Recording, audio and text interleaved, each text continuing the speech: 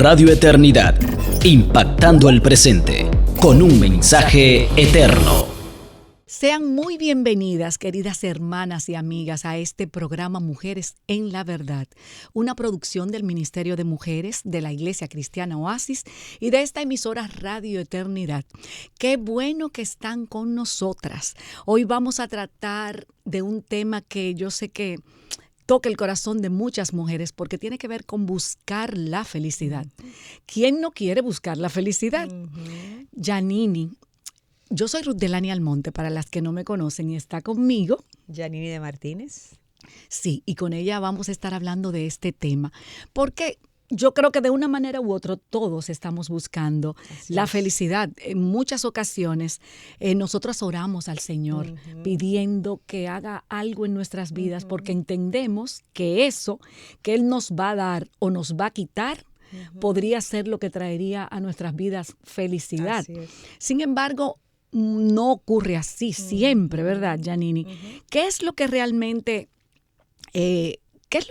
pudiera traer felicidad? ¿Qué es lo que hace que hace diferente las cosas en el Señor? Y eso yo sé que lo responderemos. Estoy haciéndote muchas preguntas de entrada, ¿verdad? Pero vamos a ver, ¿qué puedes decirnos de este anhelo de buscar siempre la felicidad? Lo primero es que cuando hablamos de buscar la felicidad suena a cliché, pero es como si estuviera sobreentendido que el propósito de la vida de uno es ser feliz. Y de hecho, mucha gente lo dice, no, lo que tenemos que buscar es ser feliz. Si la gente entiende que la felicidad la da, como tú decías, o obtener algo o quitarme algo. Y la verdad es que eso no es tan así. No es como que 2 más 2 son 4. Y lo que normalmente pasa es que cuando eso se logra o cuando Dios lo concede, nos damos cuenta de que realmente eso no era. Ahí no está la felicidad. Es como si yo me esperanzara en algo y cuando lo veo cumplirse, entonces me doy cuenta, no, aquí no es. Y el problema de eso es que eso es cíclico. Eso es como que se repite en nuestra vida. Y quizás cuando estamos solteras pensamos, bueno, cuando yo me case.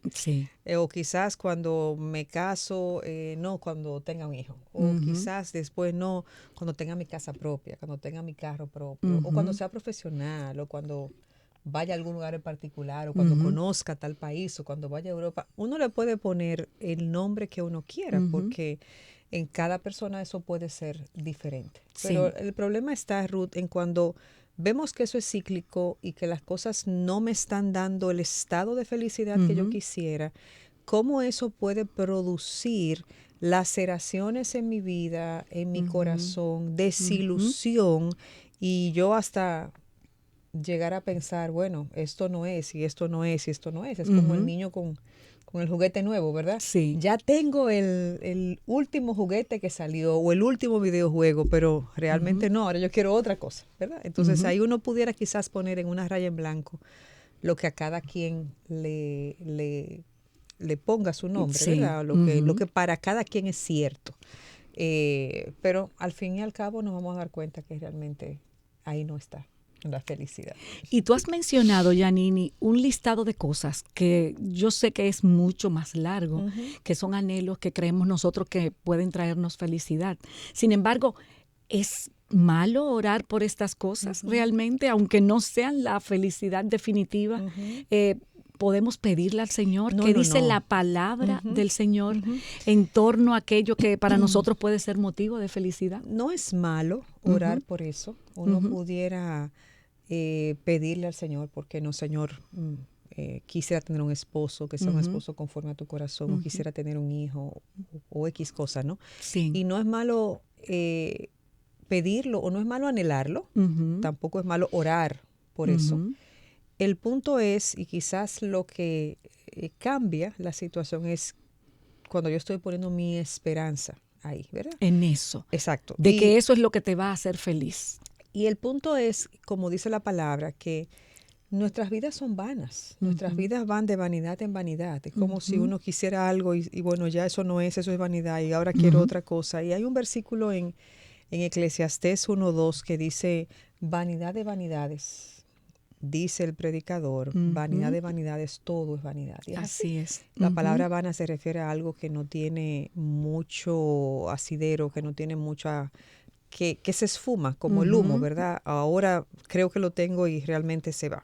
Y en Romanos 8, 20 al 21 hay un verso que quizás es muy clave en todo esto, que dice, porque la creación fue sometida a vanidad, no de su propia voluntad, sino por causa de aquel que la sometió, en la esperanza de que la creación misma será también liberada de la esclavitud de la corrupción a la libertad de la gloria de los hijos de Dios. Yo creo que ese verso nos da una luz de por qué nuestro corazón va tras cosas, personas, situaciones, estatus, y que al final nos damos cuenta, eso no era, eso es vano.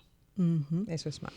Sí, la Biblia define la palabra vanidad en muchas ocasiones, así como tú has dicho, también como sinónimo de orgullo, de engreimiento, de algo también que es pasajero, que no tiene suficiente valor, ¿verdad? Sin embargo, en estos versos de Romanos y Eclesiastés que tú acabas de leer, nos está hablando de esa palabra de la vanidad como algo así, que pasa, que no tiene suficiente valor.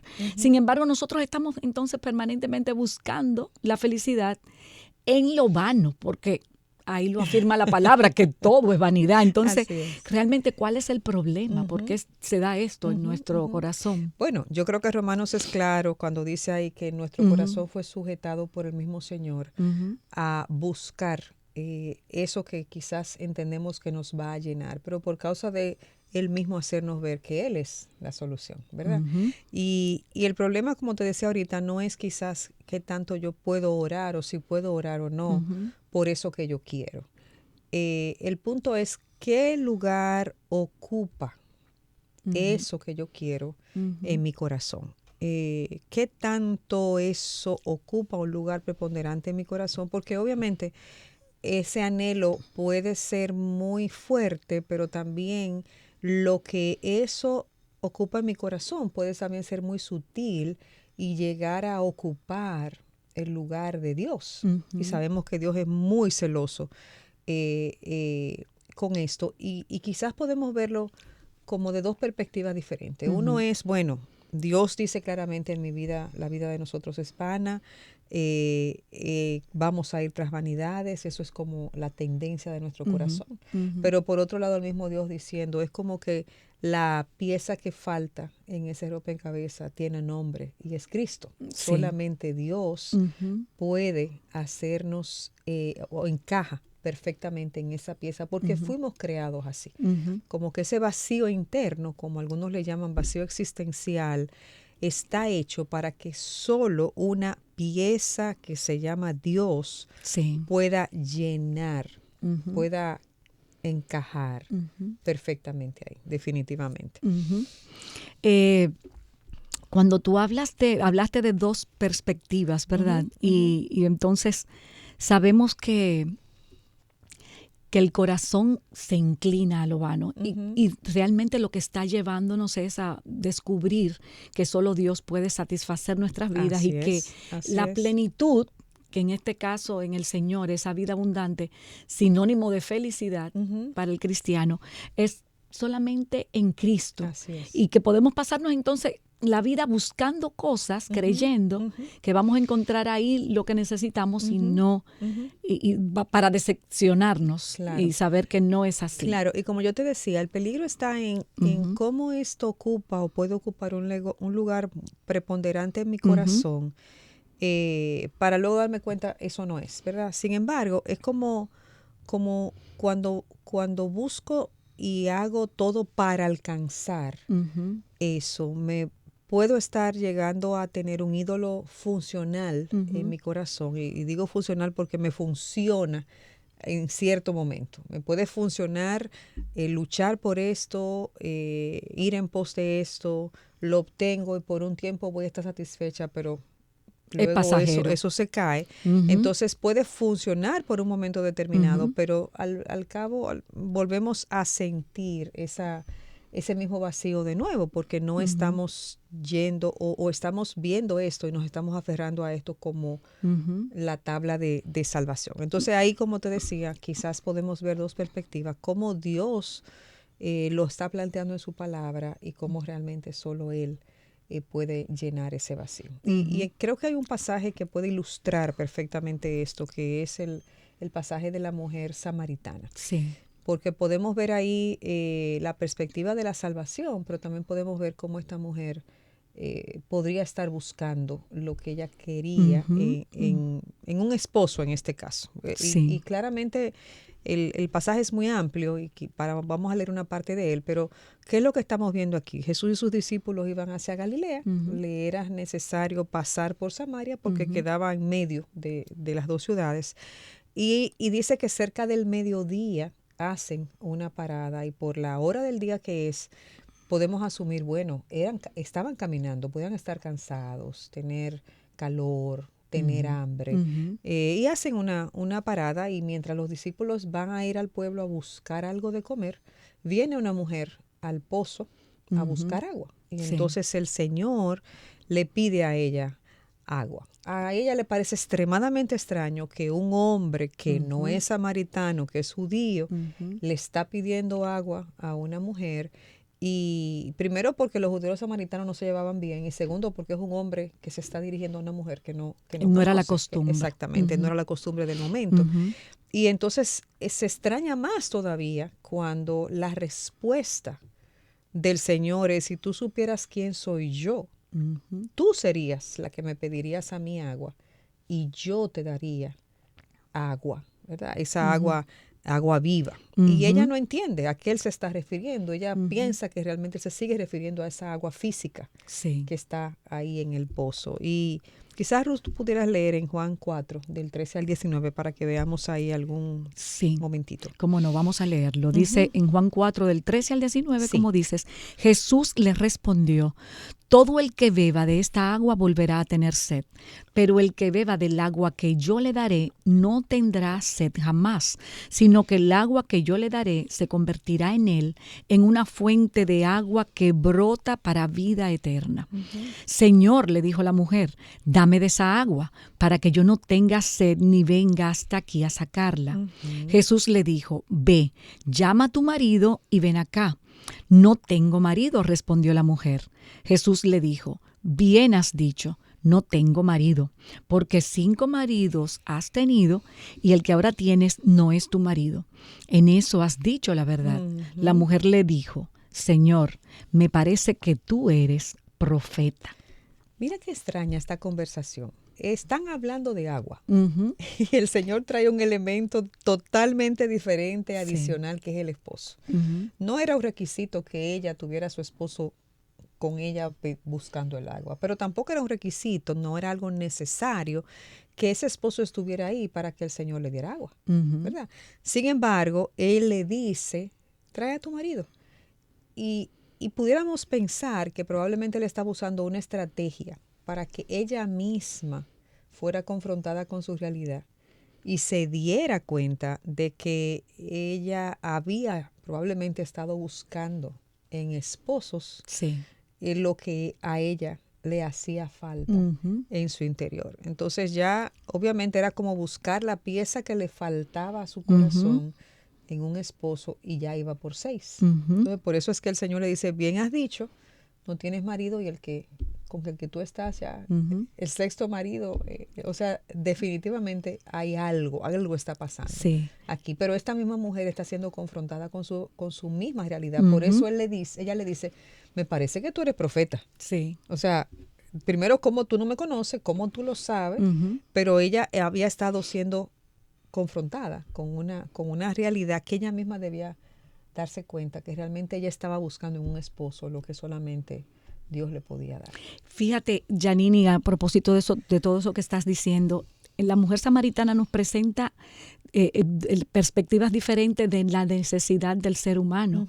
Esa física que lo representaría la sed física, natural, que puede ser similar a esa búsqueda permanente de cosas con la que quiero llenar mi vida, pero esa sed que solamente, esa sed espiritual que solo puede ser saciada por Dios. Así es. Así que ahí descubrimos, el Señor a sí mismo quería que ella se diera cuenta que su satisfacción plena iba a ser solamente en el Señor. En un esposo, su felicidad iba a terminar, iba a ser plena, alcanzada, plena, por decirlo de alguna manera, cuando descubriera lo que verdaderamente y fíjate podía qué llenarla. Interesante que los ojos de esta mujer fueron abiertos. Sí. Porque y esta mujer no solo fue saciada a ella, sino que ella sirvió de instrumento para que otros también conocieran al Señor, porque la historia termina narrando que cuando ella le dice así, ella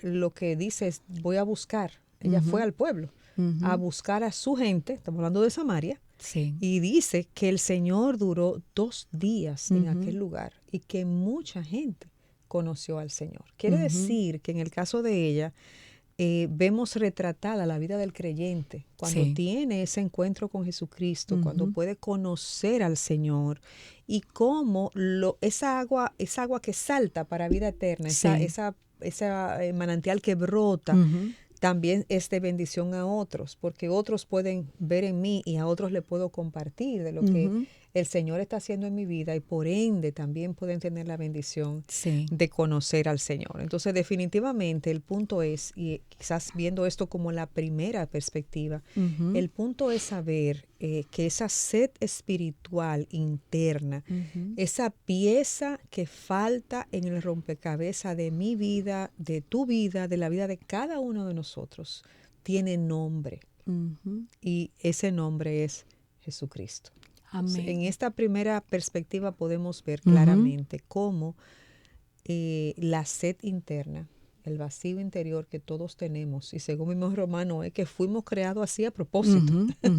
Para que solamente el Señor sea en nuestras vidas el que nos sacie. Definitivamente. Sí. Definitivamente. Yanini, y tú sabes que a medida que hemos ido hablando, recuerdo cómo nosotros constantemente recibimos noticias de vidas reconocidas, famosas, gente que para muchos fueron inclusive líderes, ídolos.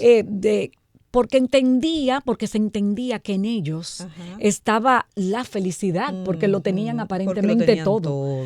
Nombre, dinero, fama, seguidores, quizás hasta belleza, de acuerdo al prototipo de este mundo. Y cómo terminaron muchos de ellos quitándose la vida, porque no tenían realmente satisfacción en todo lo que la gente permanentemente, o todo lo que estamos buscando permanentemente. Claro. O sea que eso confirma que realmente en el Señor solamente está la plenitud. Y cuando, como tú decías, cuando nosotros podemos testificar a otros, como hizo la mujer samaritana, por lo que el Señor ha hecho, ese testimonio es una prueba fehaciente de que verdaderamente el Señor ha venido a llenar nuestras vidas y nosotros no nos podemos callar. Y se hace evidente y queremos, como estamos haciendo en este programa hoy, que otros sepan que dejemos de buscar donde no está lo eterno, lo permanente. Y qué precioso cuando le podemos contar a otros lo que Dios ha hecho en mí. Porque yo estoy experimentando una transformación, un cambio de perspectiva, veo las cosas diferentes, producto del Señor en mi vida. Y al contarle a otro lo que el Señor ha hecho en mí, eso es lo que se llama un testimonio. Así es. Otros también pueden ser atraídos por el Señor, no para ser como yo, sino para ser como el Señor, porque el Señor puede hacer en ellos lo que ha hecho en cada una de nosotros. Sí, y para que encuentren aquello que el Señor quiere verdaderamente que encuentren, para darle bendición, salvación y vida eterna. Yanini, y ya resumiendo en todo lo que hemos hablado, ¿cómo tú pudieras darnos esas últimas, esas palabras finales? Bien, yo pudiera decir que lo primero es saber que tenemos un vacío interno, una sed en nuestro corazón. Hemos sido creados así, como dice la palabra en Romanos, que muchas veces nos va la vida yendo en pos de cosas, de personas, de estatus que nosotros queremos, entendemos que quizás eso nos va a llenar ese vacío, pero al corto tiempo nos damos cuenta que no es hasta que Dios El mismo Dios nos encuentra, le conocemos. Y cuando le conocemos a Él, nuestra perspectiva de la vida cambia. Vamos a ver la vida de una manera diferente. Eso no quiere decir que nuestros problemas van a estar resueltos, pero sí los vamos a vivir de una manera diferente. Vamos a atravesar por esos procesos acompañadas por el Señor y no solas y desesperanzadas. Entonces, en ese sentido, lo más importante es que hablamos de conocer al Señor como tener esa pieza que encaja en nuestro rompecabezas, la rompecabezas de nuestras vidas, y en la vida de cada uno de nosotros, solo Jesucristo lo puede hacer. Sí, y yo quiero repetir parte de eso que acabas de decir, porque, y lo decimos siempre en nuestros programas, realmente estar pleno en el Señor no es ausencia de problemas y dificultades, porque el Señor mismo con claridad nos ha advertido de que en este mundo vamos a tener problemas, situaciones, dolor, sufrimiento, pero como tú acabas de decir, en el Señor hay propósito, hay sentido, hay gozo, ¿verdad? Y está todo aquello que realmente dará plenitud y satisfacción a nuestras vidas. Así es. Bueno, pues Yanini, oremos por favor para terminar. Amén. Señor, queremos darte gracias, sabiendo, Padre, que somos tus hijas y que podemos decir, Señor, que esa sed interna que todos tenemos solamente ha sido saciada por ti. Amén. Y que nuestra perspectiva, la perspectiva de nuestras vidas, de la vida en sentido general, cambia al venir tú a nuestros corazones, al transformar nuestras vidas, al entrar en un proceso de santificación en el cual tú nos acompañas, nos moldeas, nos transformas, Señor, para poder ver la vida desde una perspectiva totalmente diferente porque te tenemos a ti. Concede, Señor, a nuestras oyentes, a cada una de ellas, el poder conocerte de esta manera. Gracias, Padre, en el nombre de Jesús. Amén. Amén. Así sea con cada una de ustedes. Nos vemos en un próximo Mujeres en la Verdad. Radio Eternidad, impactando el presente con un mensaje eterno.